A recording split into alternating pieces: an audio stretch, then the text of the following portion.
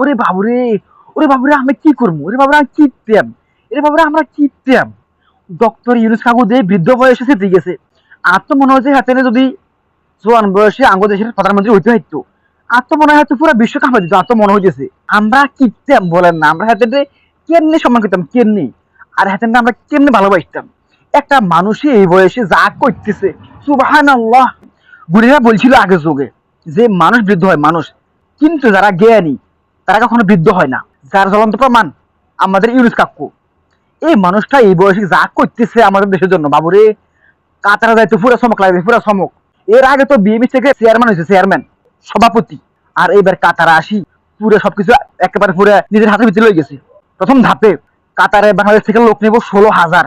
এছাড়াও সেনাবাহিনীর জন্য সৈন্য সৈন্য সেনাবাহিনী র্যাব মিলাইয়া এখান থেকে লোক নিব 725 জন মিনিমাম, আরো বেশি হইতে পারে। তাহলে কি এই কথা হাসিনার আমলে কেউ কি চিন্তা করতে হাসছে কখনো?